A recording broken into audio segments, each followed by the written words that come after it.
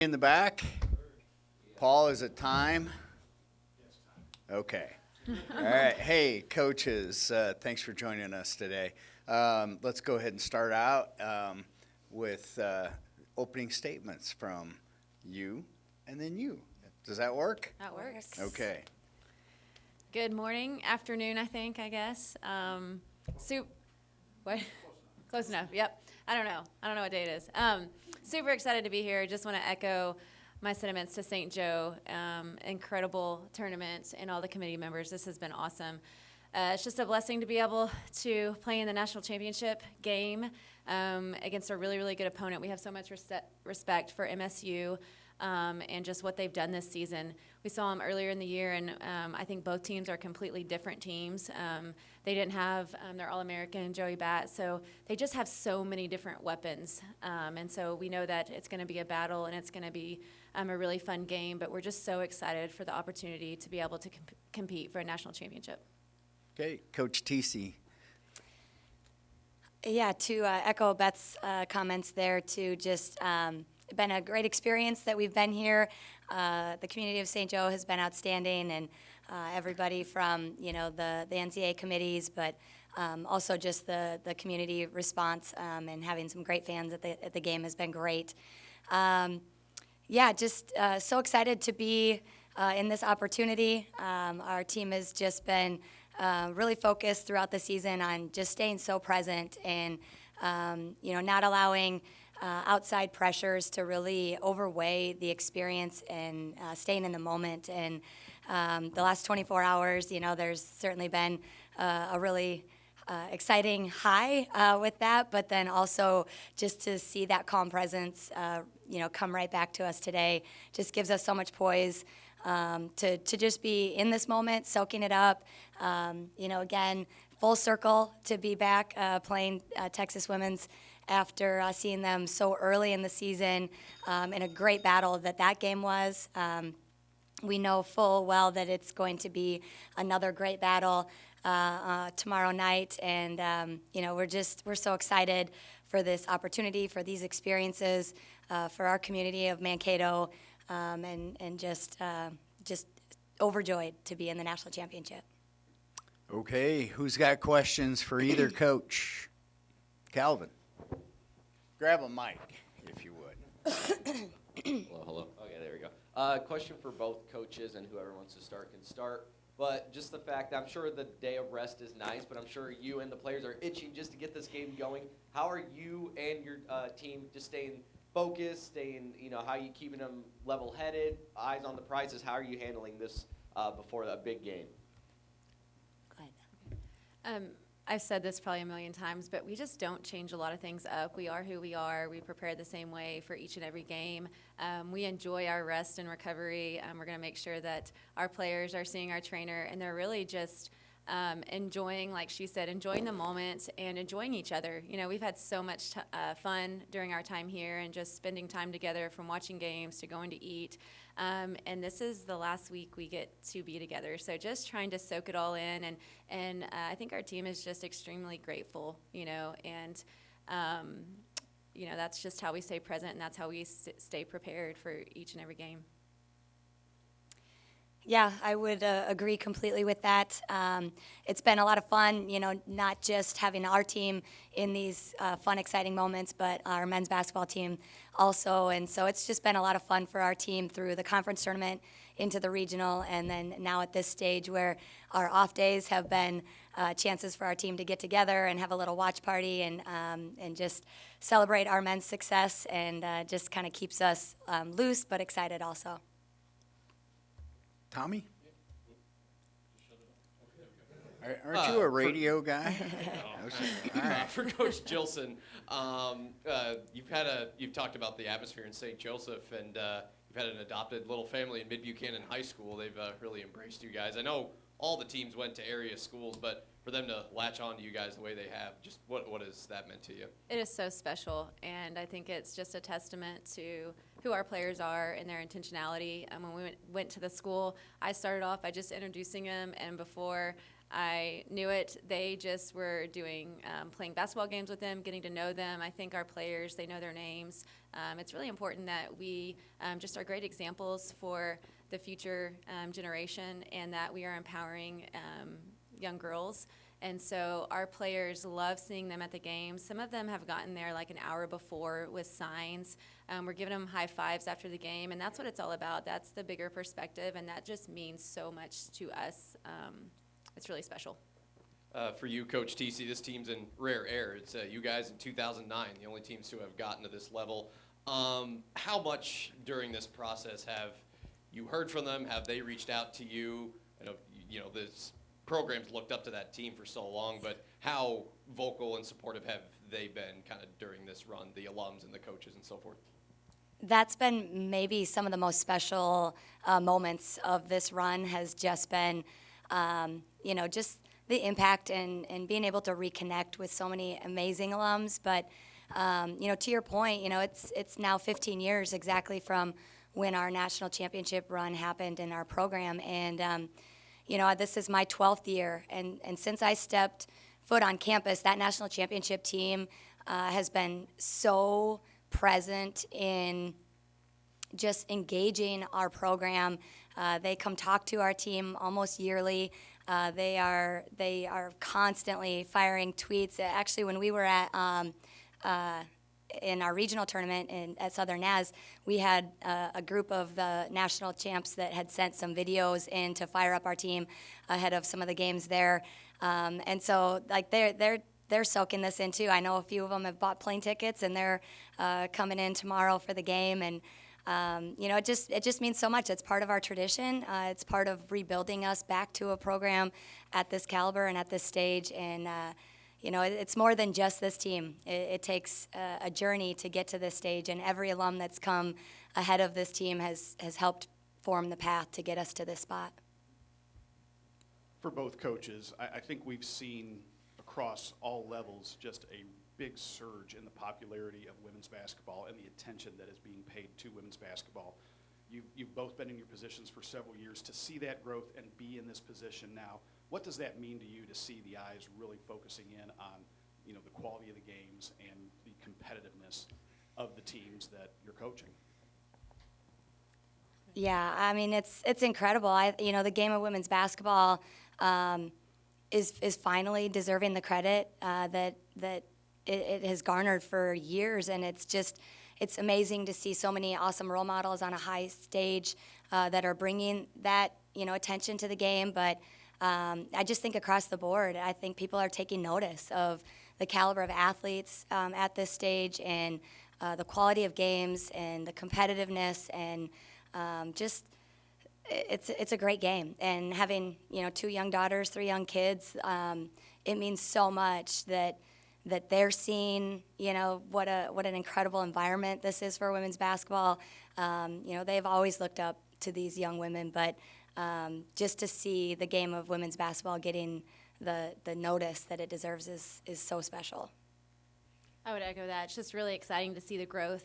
Anything we can do to grow our game is great to see as a coach, but for all the young girls out there that now want to play basketball and that are wearing Caitlin Clark jerseys or other jerseys, and you see packed out arenas. I mean, that is so exciting, and not just at the Division I level. I mean, this is at all levels: Division I, Division II, Division III. I have a really good friend that coaches at the Division III level, and they. In the NCAA tournament was a packed house. People love to watch the women's game, and I think it's because we're fun to watch, but I think we do a great job of sharing the basketball, and it's more of a team concept. Got one over here. Coach TC, the Mavericks finished 6th in the country in attendance this year. Just talk a little bit about the community support that you have behind you back in Mankato and what that means to this program. Yeah, it's incredible. We say all the time, MSU is such a big part of the community of Mankato, but Mankato is such a big part of the Minnesota State community as well. And, just those types of connections are so special. It just makes it so much more impactful for our players when, they're seeing young kids that they got to work with in camp, and that, they go, run them through some drills in their travel basketball games, and just those kind of things where there's these personal connections with not only the little kids, but so many of the fans that are diehards, and they just pour into this team. It gives them a little extra fight. They know that they're playing for something bigger than themselves. They've got a community behind them that's rallying them to this stage. And again, just Maverick basketball in general, on a high stage this year has been so great for our community. And to see those stands packed it's been incredible to see that come full circle also over the course of the last 12 years. It's been incredible. For both of you, at different points this week, you've talked about the importance of your non-conference scheduling. Both the Northern Sun and Lone Star are really power conferences where in any given year you could see a national champion come out of those leagues. But as you put together your non-conference schedule, talk about the importance and how you stress it to your team that, hey, we're going to get teams across from us any game that you could potentially be seeing in March. Yeah, I think it's so important to schedule competitive games in the non-conference. Our conference is a battle every single night. There are no easy games, but it really helped us this year to play at MSU Billings, and those are three, to me, top 25 teams for sure. And then, we had Harding, who's been in the top 25. And just those games are what prepare you for this moment, and for the conference tournament, for the regional tournament.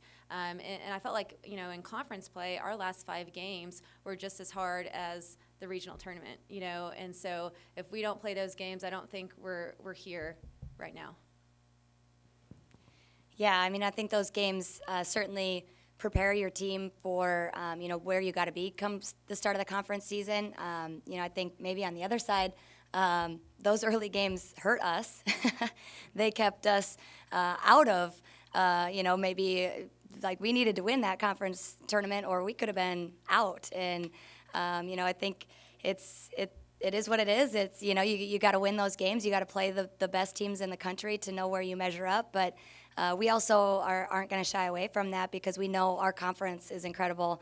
And, come go time that first week in December, we need to be ready to compete with some of the greatest teams in the country right there in our conference. So that's a huge gear, a huge focus point for us as we start the season. Coach Jilson, been at TWU a long time, and I don't think there's any coincidence, that Coach TC said she's been 12 years, you're 15 plus years. But as you kind of look on your journey of coaching, what's something that you would tell your younger self, and then also like what's a lesson that you feel like you're really taking into tomorrow's game that you've kind of learned throughout your journey of coaching? I think that's just it, is just to continue to grow. I feel like I'm constantly growing and learning and evolving as a coach. I would tell myself a lot of things, my younger self, and I'm just so appreciative of the lessons that I've learned, the hard years, the hard days. Coaching is highs and lows, and there's lots of valleys, and those valleys are ultimately, what gets us to the peaks. And so I think I'm just taking in tomorrow is perspective, of just understanding that this is an incredible game and an incredible team, and we get the opportunity to play this game, but it's not life. There's so much more to life, and I think that's something that our team has really taken in this year is just perspective and really trying to make the most of every opportunity that we do have because we're not guaranteed anything. And I think COVID taught me a lot. Those were hard years where we weren't very good because we didn't have very many players that weren't sick. But, the motto was we get to play. We get to be on the court no matter if we had, 6 or 14 for the game. And so I'm thankful for the lessons that I've learned throughout the journey, and I just want to continue to learn and get better. I guess one for each coach. First for Coach TC, your team, I think, showed a lot of grit last night, having dealt with some injuries in the quarterfinals. Destiny especially with brace and all finishing in double digits. I know Emily Russo was another one. Just what did it mean to see them, A, be able to return, and B, just, help you grind out a win the way they did? Yeah, I think that's it's such a special characteristic of this team is, that grit, that resiliency of, whatever my role is going to be today, I'm going to do it the best that I can. And, Destiny and I had a really direct conversation. I mean, it was game time if she was even going to be out there or not. And, she said, I'm ready, Coach, whatever capacity you need me in, I'm ready. And at that time, I still didn't know exactly what that capacity was going to be, but I said, what I do know is our team drives off your confidence. And, wherever you're at, if it's on the court or on the bench, you got to pour that into us. And she said, yes, ma'am, I got you. And so I love that about our team. She's used to being the player that shoulders a lot. She's used to being the player with the ball in her hands, but she was willing to do a completely different role for us, and she thrived in that. And, and our depth, we talk about all year long. It's next man up. We haven't had a full roster for hardly any of our regular season games. We've missed a starter in some capacity there. And, we just have so much confidence that any player can come in and bring a spark, make a big shot, get a big stop for us, whatever that is. So just really love that confidence in this team, that resiliency, and just everybody understanding that they're going to bring what they need to do in any given moment. Coach Jilson, I really want to call back to a conversation you and I had in your office about 4 years ago when Scout was a freshman. And, I think she had just played a game, and I said, that kid could be an All-American someday. To see the growth of Scout Huffman through her career to the play that she has had this week, where she has just been on a different level. Talk about her growth as a player and, coming from there to hear what that's meant for you to see happen. Yeah, it's just really a testament to who she is. She is the most selfless player I have ever coached. She is team first mentality. She is willing to do whatever role. When she came in as a freshman, she was the only freshman during COVID year. I mean, can you imagine? And so just so much growth on and off the court, especially with her confidence. I think she struggles, and you wouldn't know it by the way she shoots the ball, but she had struggled with confidence, probably her freshman and sophomore year. And I remember we had a coffee talk one time, and she's like, Coach, I'm just struggling. I said, because you're not shooting the ball, and I said, I need you to shoot the ball all the time, and she is, just a sharp shooter, but she is a better person. I can't tell you, she's a leader for our team. She just does all the little things. She brings the team together. She's the glue. She's the person behind the scenes that is willing to have the hard conversations. And, I'm so appreciative of her and the growth that I've seen. And that's what's so special as a coach, just to see, how far she's come, and to see her on this stage as well. Ashley gets double, triple teamed, and so Ashley's favorite stat is an assist, and so it's really fun to see them work together. I think they're a great post duo, and that's really been special to see that connection between them as well. Anybody else? Coach Jilson, sorry to put you on the spot right after you just answered one.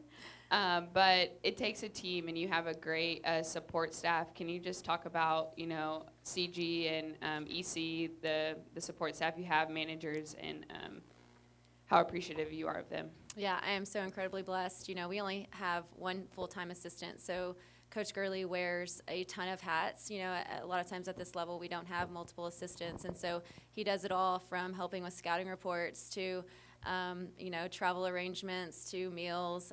Him and EC work really closely together, but definitely they make everything run so smoothly. And there's so many things that go on behind the scenes that nobody knows about because they're doing it, and our managers, and it takes everybody. So would not be able to be here without them, and just another testament to their hard work and how selfless they are to do anything for the team. One last question. Coach Steve, talk a little bit about your senior class. Been through a lot. Obviously, Joey, a COVID baby as well when she came in, and a COVID kid. And talk just about the growth that class has had, and what that's meant to this program, and how they've laid that foundation. As you talked about, the prior alums are doing, and they're going to go into the real world and be those alums next year. Yeah, I think, I don't even know where to start when I think about this incredible class.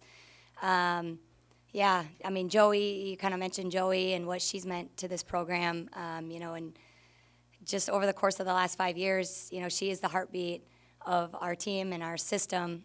She's the motor that keeps us running, and, kind of to Beth's point there, just the one that does the things behind the scenes. You know, she knows when our team needs a deep breath. She knows when our team needs a kick in the butt.